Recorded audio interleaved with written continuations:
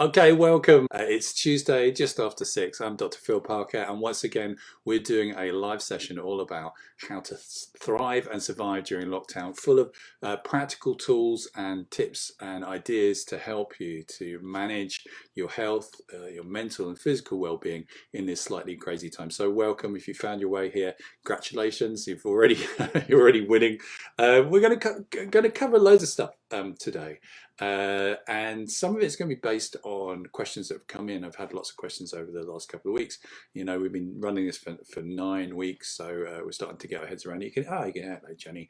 I'll wave at people occasionally to show that I'm here and paying attention. So do leave comments.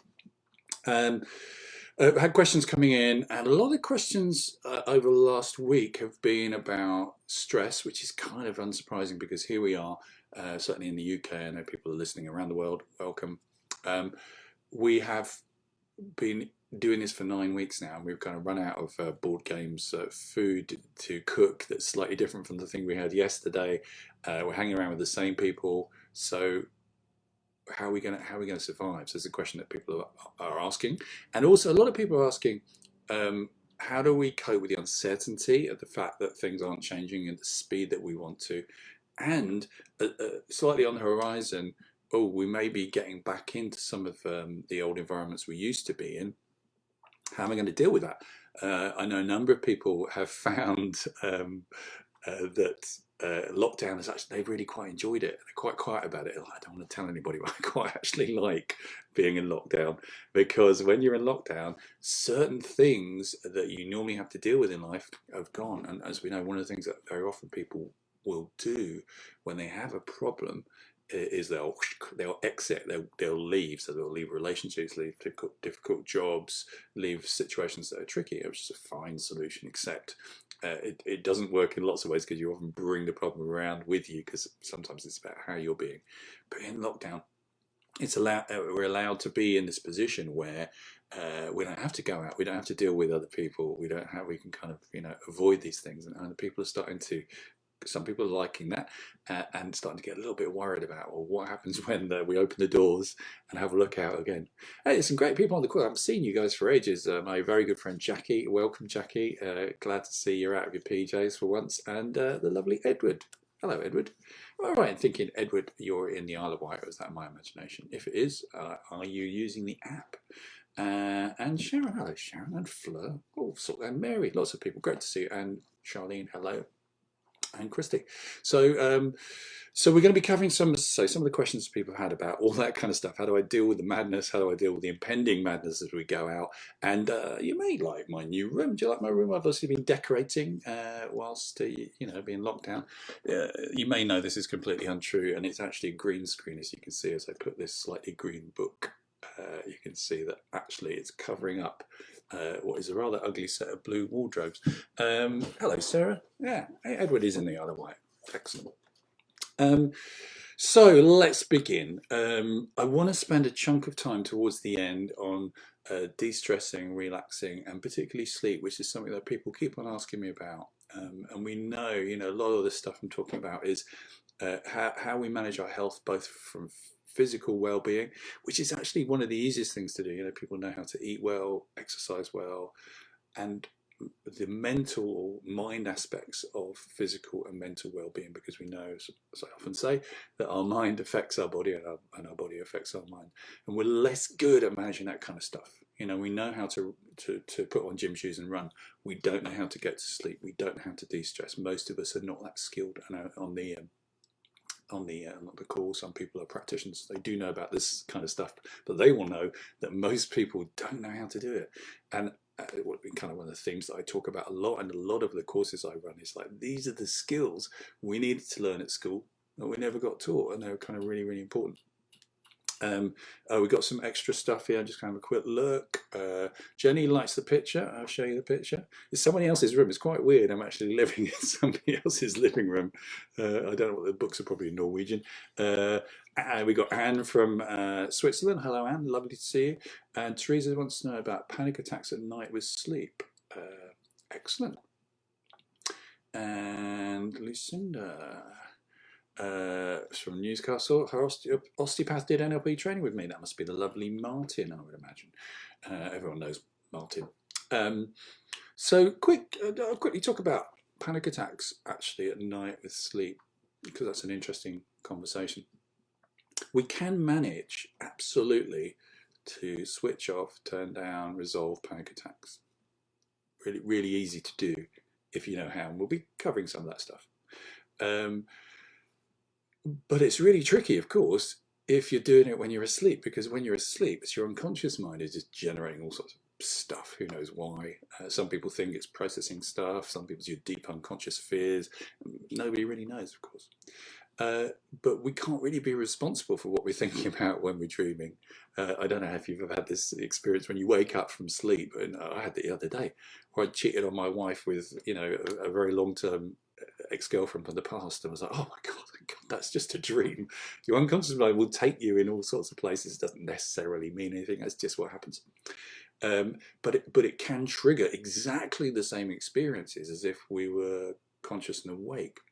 And I think I've said this before as well, just before we wake up, so probably within a couple of hours of waking, our cortisol levels increase and our adrenaline levels also increase a bit, in kind of preparation for being awake, so that we don't wake up like that. Because if we're on the savannah and there's some wild beast, we need to be on it, and so we have a natural physiological response which tends to build our alertness. And if you spent the whole day yesterday being in a high state of arousal, then what happens is in the morning, in that kind of pre-waking time, you're just topping up levels that are already quite high, and then when you do wake up, you're like, whoa, and then you can be in all sorts of crazy thoughts.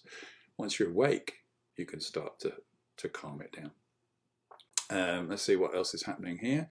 Martin, lovely Martin. Everyone knows Martin. Well, not everyone, but a lot of the people on the call know the lovely Martin. Margaret's been having strange dreams. Excellent. Sharon's saying she's got. Did you say an exam? Did I see that? Exam tomorrow. Mary and I have an exam tomorrow. Relaxation. We're definitely going to do some relaxation. I'm going to spend probably the last half an hour of this helping you to really calm down and relax. Do you know, we talked earlier about people aren't very good at learning to relax. This is probably one of the reasons that people drink, eat, become hypnotized by the TV, or do one of the most popular sports in Britain, which is angling, fishing. Because when you fish, and let's say you're just dropping a little float in the river, and you just look at it, and maybe the water flows past. Now, all these things are actually really brilliant ways to induce trance. So trance means it's very similar to flow state, which some of you have heard about. Flow or trance is defined as a limited focus of attention where you become more aware of often what's in front of you, but you kind of become unaware of everything else. You tend to be very still. You tend to have a focus on that thing, and things that move in and out of your field of vision don't really catch your attention. Time seems to stand still, and everything often seems to slow down. You become very immersed in it. And actually, in my PhD, I talked about how flow states, which some of you will know, Mihai Csikszentmihalyi as an interesting name to conjure with. He was one of the founders of positive psychology, came up with the idea of flow states, and all the qualities of flow states are very, very similar to the qualities of what you recognize as a hypnotic trance or a meditative state, or one of those things. In fact, I was reading some interesting stuff about a guy called Milton Erickson, who is somebody that a lot of my work is based on. A very, very prominent psychiatrist in the States, lived in Phoenix, Arizona. Many on the call will know about him. And he defined himself, and I'll get the numbers wrong here, but he defined himself as being 70% Norwegian, 30% German, and 4% Native American, which obviously adds up to more than 100%. But he was very interested in the local Native American culture, and actually did some studies on what traditional healing techniques there were within the Native American population that he could identify was similar to what he did around helping people into hypnotic or trance states. Very interesting guy. It's Carolyn's there as well. Oh, excellent. So yeah, it being the flow state, being in the state of calmness. So when you imagine someone's fishing and they're just sitting there looking at the little thing bobbing up and down, that actually generates a lot of the neurology that is equivalent to a flow state or a meditative state or a trance state or a prayer state, or if you're a whirling dervish state.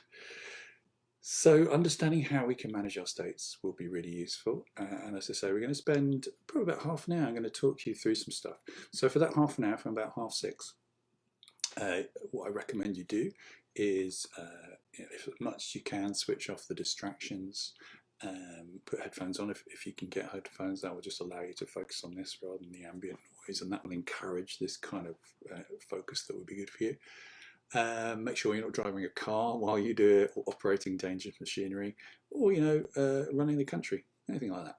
So that's what we're going to do in the second half. We're going to look at sleep, we're going to look at de-stressing, calming down, and what I'd like you to do is to request your unconscious mind, which is the part of you that takes care of you. It's the part of you that knows stuff like if you see a little movement in this, as you walk down the street, you see something, you're aware of it and deciding whether it's threatening or it's a squirrel or whatever. It's the part that allows you to raise your blood pressure when you climb stairs or when you sleep, to breathe, all sorts of stuff. So allow your unconscious mind, request that it pays attention to whatever I say in the way that's most useful for you, depending on what's going on for you, because everyone on the call will have different things that are going on. So just ask your unconscious mind to pay attention in a way that's most useful for you. Edward has mindfulness is a form of focused attention. Yeah, excellent. I think I talked on the very first episode of this years back, 9 weeks ago, when just talked about a simple technique, the kind of yogic breathing technique, which is just counting your breath in and then counting it out. Just doing that is a kind of really basic practice. So some specific questions. Let me grab my specific questions. Okay, a couple of interesting ones here. My co-workers are lying about how much they're socially distancing. They won't tell the truth about it. I don't quite know what to do about it. Another one, also in a similar kind of vein. I'm a bit worried about going back to work. I'm liking this social isolation. When I go back to work, I've got to deal with bitchy people, gossipy people, people who are difficult or toxic. And then another one which kind of is linked to it, which is how to deal with jealousy. Somebody sent me a message saying, I've got a friend who's got jealousy. And I'm never sure when people say that, if they really have a friend or not. I mean, I probably do have a friend, but whether it's the friend who has jealousy or them, well, maybe they can let me know privately or on the messages. So we're putting these three things together because to some extent they're linked in that they're about other people. And this is a theme I talk about a lot on these seminars, because again, other people are one of the most difficult thing to deal with, because they're idiots a lot of the time, aren't they? They do ridiculous things. We would never do anything like that. But we bump into them. Of course, they have exactly the same experience of us. We live in a world where we are less aware and tolerant of other people's stuff. And when we bump up against it and it's not how we see the world, it can cause all sorts of trouble. The key thing really to remember about other people is, I don't remember if I told this story, but I'm going to tell it again in case I have, is window cleaning. So with window cleaning, this all comes from when one of my kids was ill, and I had to sit with them. They were quite tiny. Daytime TV was on, and which I wouldn't generally recommend you watch, but there I was watching it, and there's a program about experts, and this particular expert was an expert in just got a message from Jenny about the friend friend. So yeah, this expert was an expert in house cleaning. I thought this is going to be incredibly dull, but it was really interesting. She said there's a thing you have to do, which is you have to clean windows. And the big problem when you clean windows, clean them on one side, clean them on the other side, go out, clean them on the other side, is the little street smears that you get when you clean a window. So the big problem is when you're cleaning the window and you find a smear, you get rid of the smear, but you find it's actually on the other side of the glass. So you have to go out the house, clean it, and when you go to the other side of the house, you find it's on the other side of the pane of glass, and this is a real problem. And she said there's a very simple solution, which some of you on the call will know, which is when you clean inside, you clean up and down, and when you clean on the outside, you clean from side to side, and then you know instantly which side the smears are on. And you may ask yourself, well, that's very interesting, Phil, but why are you teaching on this interesting call about stress and sleep about window cleaning? Because one of the really important things to do with other people is to distinguish, are the smears on your side of the window or on their side of the window? Because if the problem is, if the grime is on their side of the window, then it's not your responsibility and you can't fix it.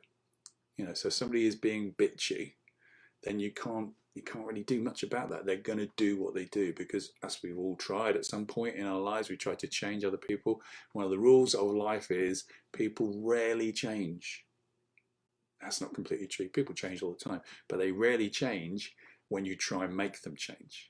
When they decide to change and they get access to decent skills and tools, they can change. But you trying to force change, who's tried to force change on someone in their lives in the past? Maybe a relationship, maybe a family member. My mum, as many people know, drives me bonkers, and my wife often says to me, she's not going to change. I keep on hoping, but she doesn't. So anyone else having to deal with parents and technology at the moment? It's absolutely doing my head in. With all the skills I have at managing my own state, it's one of the things, suddenly not in a good space. So yeah.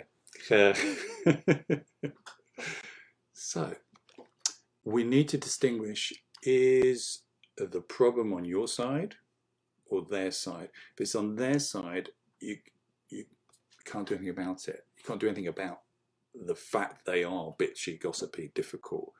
What you then have to do comes back to the Serenity Prayer, which many of you know I often wave a big flag for, which is change the things you can change, accept the things you can't with serenity, and have the wisdom to distinguish which is which.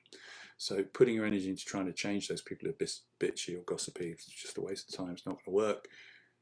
Instead, put your energy into the thing you can change the most, which is yourself, and ask yourself, okay, a core question, which I recommend you always ask, which is, how do I want to be around this? Or even better, how would I love to be around this? So for those people who've got these particular issues about dealing with other people, you're not going to change your co-workers' behaviour if they're lying or gossiping or bitchy. What you've got to be thinking about is, how do I want to be around this? Is it okay for me to be bent out of shape because they're being a bit tricksy? And the answer is no. So then thinking really, okay, well, what state would be good to bring myself to this situation in? What kind of headspace, what state would I like to be in that will allow me to navigate my way through this in a different way? And spend some time thinking about that. How would I like to be? How would I love to be around these people?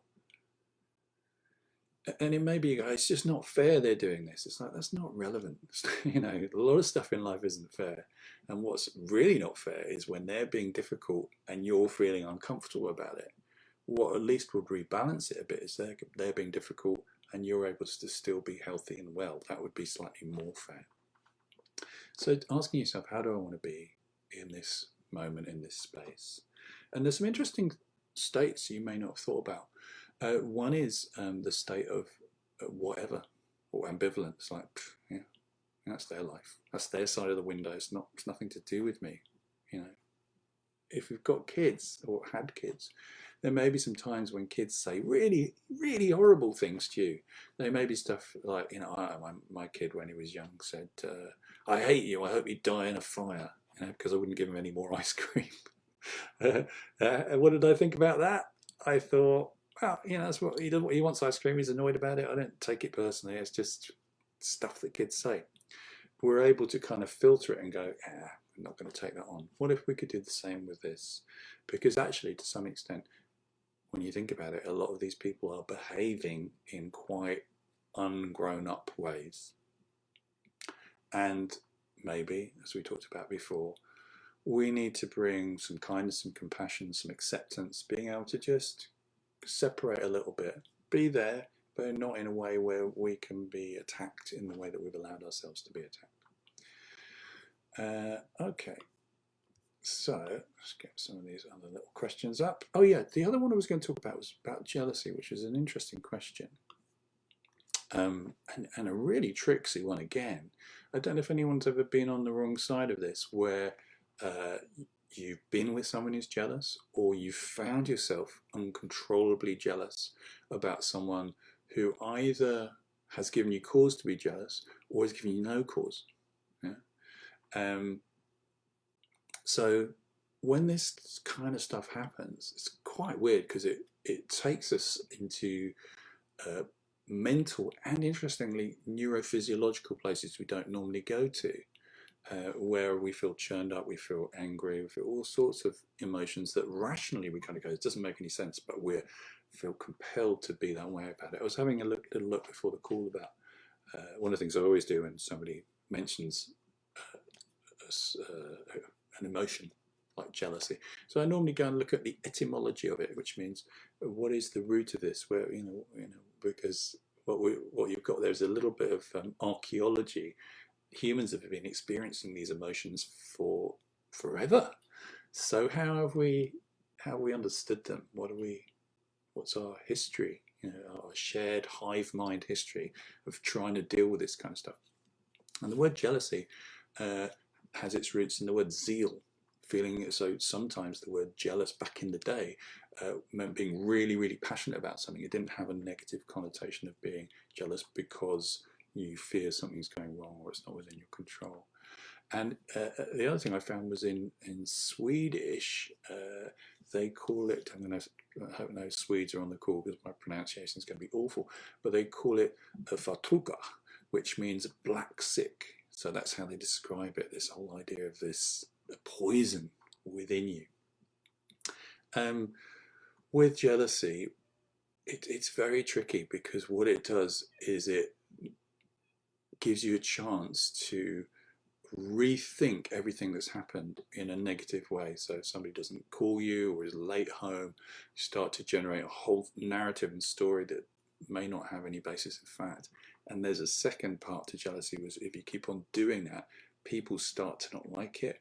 They start to not tell you the entire truth because they don't want to upset you, or they start to feel controlled, and it doesn't generally work in relationships. So what do you do with jealousy? Well, the first thing you need to do with jealousy is really notice that it's going on, that your response to these events is not healthy for you or your relationship. And then you need to do some work on it. Now, there's some stuff you can do on your own with it, by sitting in a place of calm acceptance of yourself and your emotions. If you know anything about thanking processes, so resolving it in a conflict, then starting by acknowledging what's going on and being kind to yourself for the fact this is happening. But it may well be something that you need to seek some professional help from, not like crazy long-term psychotherapy or psychoanalysis. It's probably something you can resolve relatively quickly in maybe an hour or so, but it's quite a complex thing, so it may be something you need to do some proper work with. Now I've got some more messages coming up here. What have we got here? Okay, good. Interesting one. Did the lightning process a few years ago. My health is a lot better. However, some people in my life keep on treating me like I'm still sick. Advertising SPO direct at the moment here. So how can I get them to stop? Well, first problem you've got is trying to get anybody to do anything differently is troublesome. You can, it depends on your relationship with them, but you can ask them, you can explain to them, but quite often people will forget. If you can explain to them why it's important to do it, then that will help. And one of the best things is just to be well. When you're well, they'll stop doing it. You know, the more well you are, the more they go, oh, I need to take care of them. But it does depend a little bit, Lisa, on your relationship to them as to how frank a conversation you can have. But it's something we often teach people on the final day of the lightning process. We say, you know, we need to really make sure that when you go back into the world well, happy, healthy, moving forwards in your life, people will still see you as you were, you know, for the last few months, few years, where you've been in a certain space where they've been trying to help you in a certain way, and they will need to update their understanding of you, and again, to be kind as you do that. Lucinda, I find I still feel hurt by people with body sensations, even though my cognitive understanding realizes it's other people's stuff. Yeah, the body doesn't know the difference. What do I do?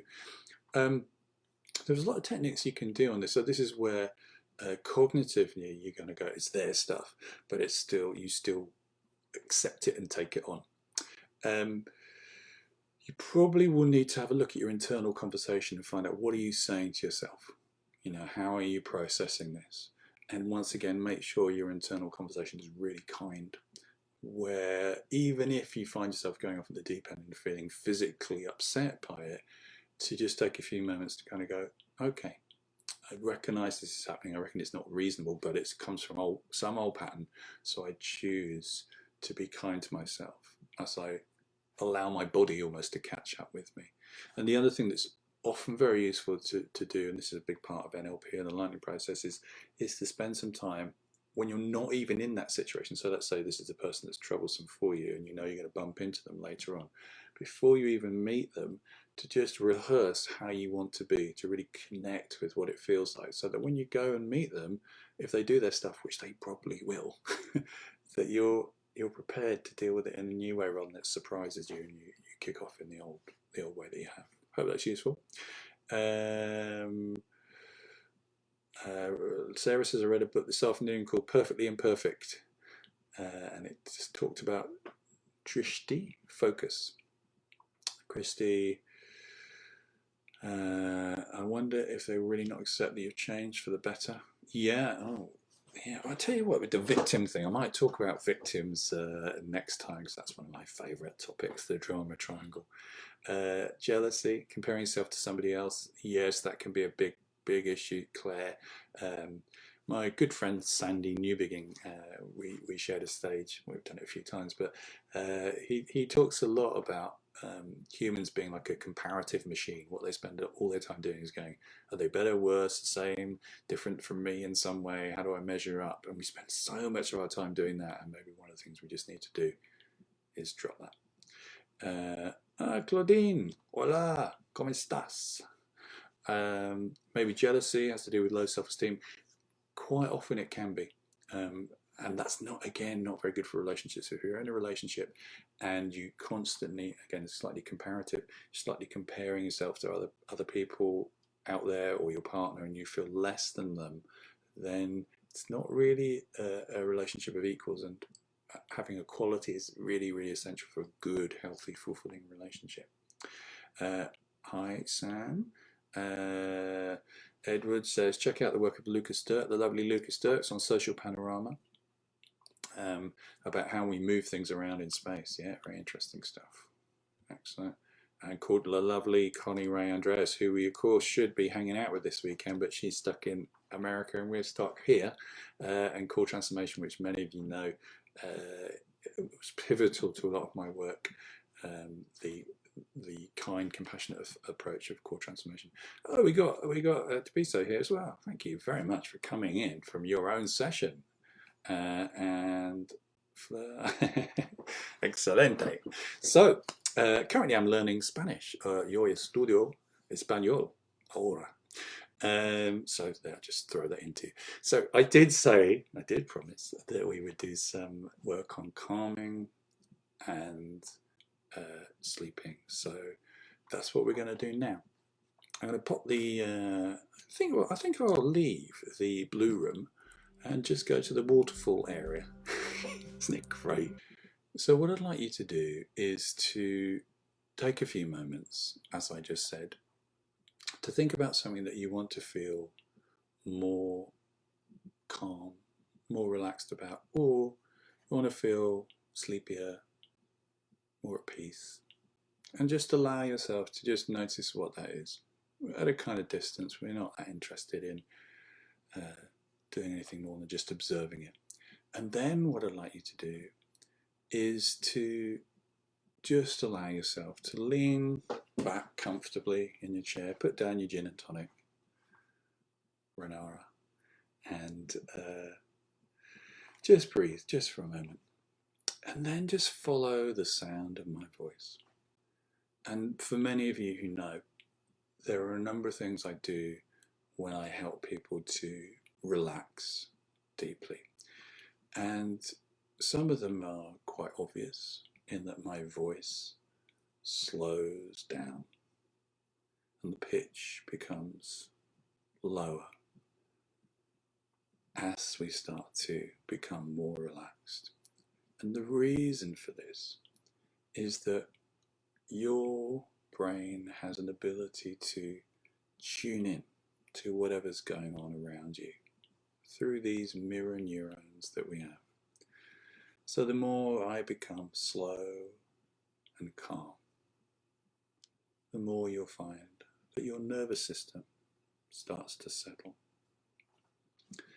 But there's other things that other people know who've studied with me over the years will recognize, and you can allow your conscious mind to notice some of those things, some of those clever and interesting things, because whenever we do this, we actually communicate on about 4 or 5 different levels. But you don't need to consciously be aware of that, because your unconscious mind is paying attention to all the words I'm saying, and also to the spaces in between the words.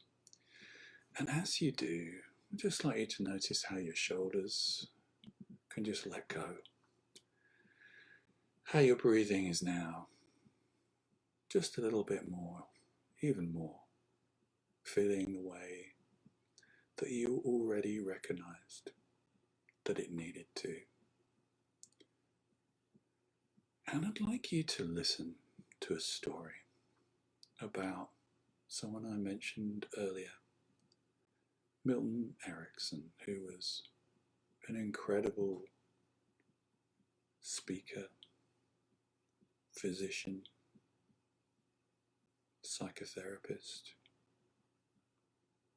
hypnotherapist, and healer.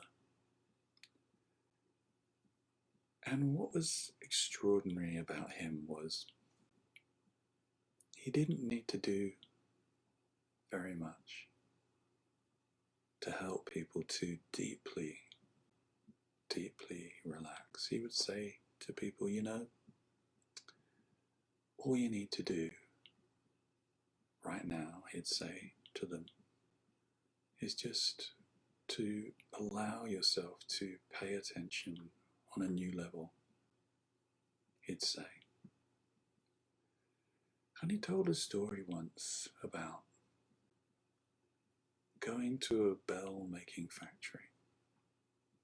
And you may not know that Erickson had polio at an early age, and later on probably had a stroke and was only able to move a little bit, but he was still able to communicate extraordinary levels of depth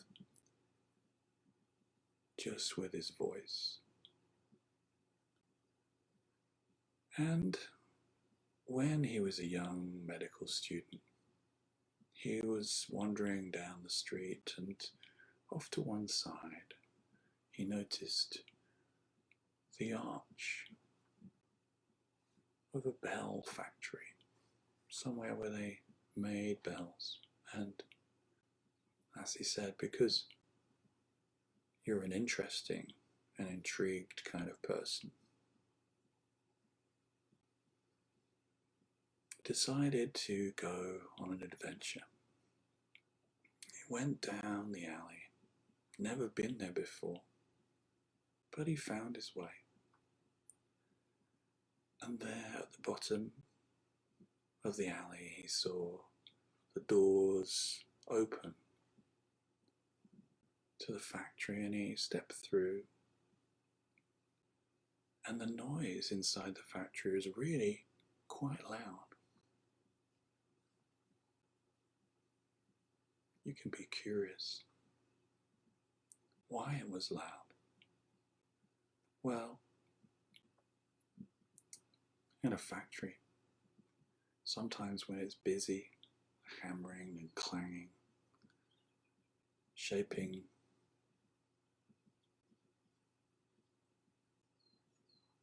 metal, bending it, forging it, because even the most solid, hard metal, when you heat it to the right temperature and the right environment, becomes fluid, flows, can be stretched, shaped any way that you want.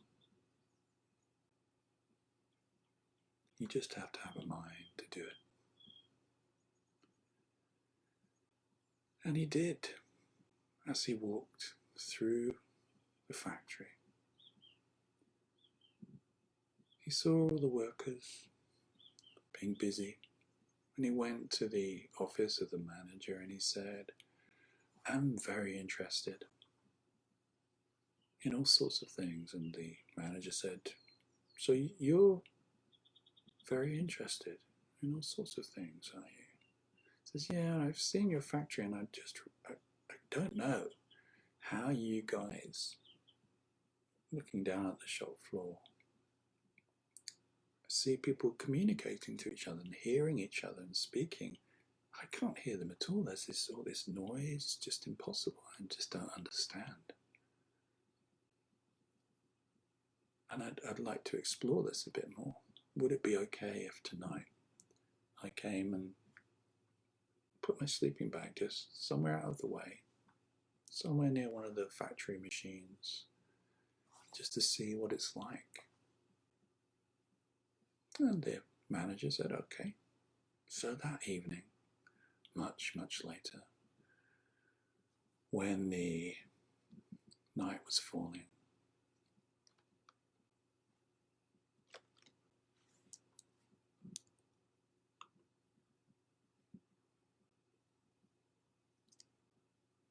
Erickson walked down to the factory, and there he found himself a little place out of the way where he could just gently and easily snuggle down, settle down, almost as easily as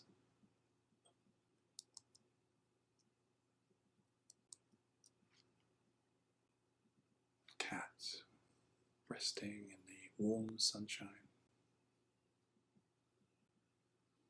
Just feeling that calm, easy feeling. And initially, of course, it was a little bit less quiet than he wanted it to be, but he found with time, just being still, much like the water, the sound started to wash over him.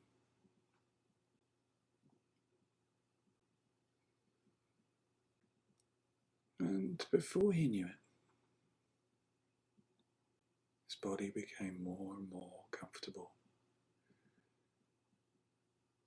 His mind settled and calm. And he reached that really interesting place, the doorway between being not asleep and being really sleepy. And he kind of thought to himself in a distant way, it's really interesting to feel this sleepy sleep feeling.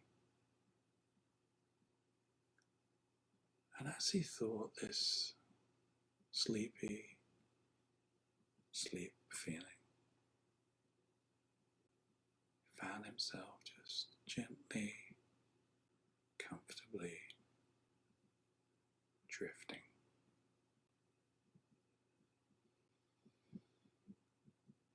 And before he knew it,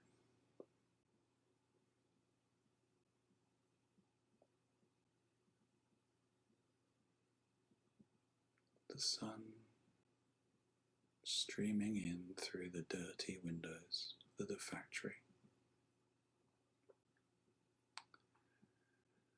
And one of the workers,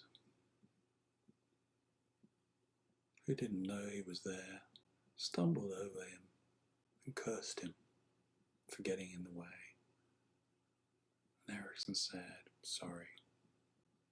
The guy said, "What are you doing here?" And he said, "Well, I was just doing an experiment to see if I could understand a little bit more about how the brain works."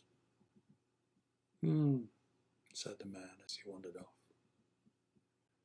And at that point, Erickson suddenly realized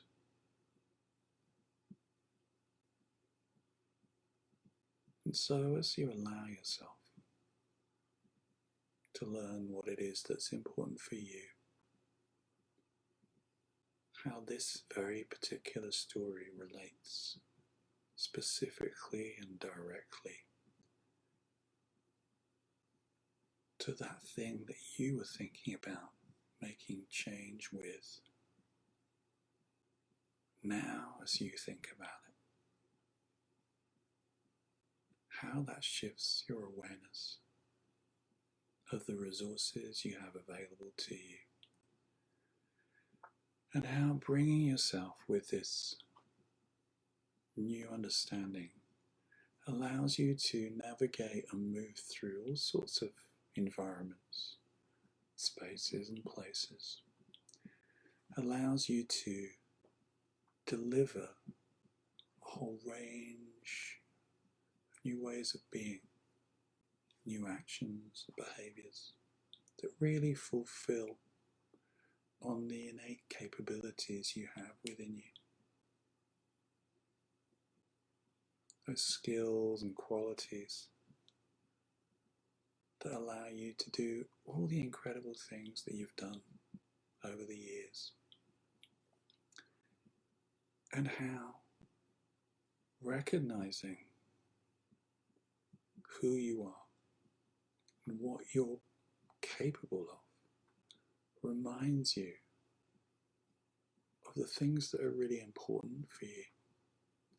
Whether it's what you do, or where you put your attention, or who you hang out with, how you spend your time, or what your values are in terms of this is important to me, and how that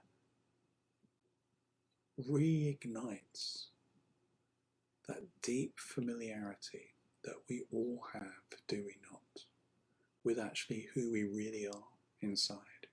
Sometimes we forget, we wander off one way or another. But in those moments of clarity, reconnecting with who we are, who we know ourselves to be, and how by doing that allows us to recognize what we can bring into the bigger picture, the lives of others, the passions, the excitements. And by connecting with that, we feel a sense of, you know what, maybe what I need to focus on isn't those things that I used to think were pressing or important. Maybe instead, I just need to reconnect, to bring myself in each and every moment from this new place. And notice when I do this, how much easier it is to find my way. And you know,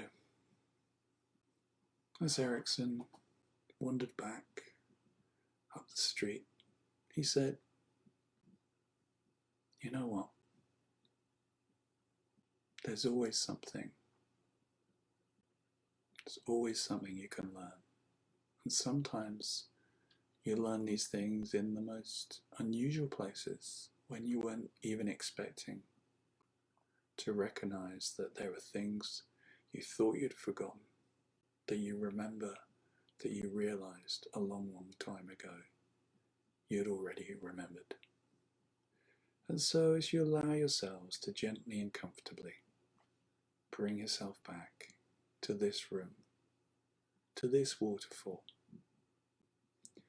knowing that just by listening to this and switching yourself into a different state, it has at least two very powerful and important processes. First is your whole body just switches down from maybe some activity to calm, parasympathetic, nurturing, healing, thoughtful recovery you. But the other thing that's really important is not only is there a temporary effect of getting into that state, it's quite nice. Let me know if you're coming back to the room how it felt to go through that process.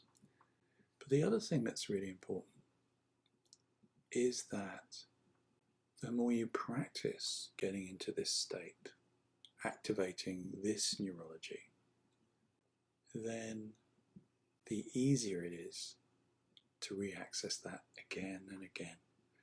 And this starts to become your default setting. This starts to become who you are because of doing it so often. Behaviors that we practice become permanent. So just by spending a few moments calming, refocusing, you will allow yourself to develop the neurological muscle of how to be even better going forwards at doing this. So, we're about to close, but before we do, does anyone have any questions that they want me to either answer if I can in the last few moments, or to something we can save for next time we meet, which interestingly will not be next week. It will be in 2 weeks' time. So I'm going to skip a week. So I've got some stuff to do next Tuesday. I'm sure you'll miss it. Okay. Great. My pleasure, Mary and Sarah and Fleur. Thank you for the comments. I'm glad you like it. And Edward.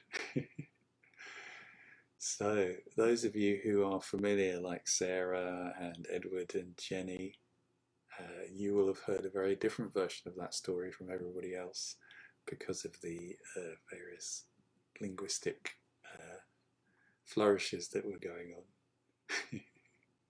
And Margaret. So guys, great to see you, and I will catch up with you in 2 weeks. In the meantime, if you want to know more about, where are we going? There we go.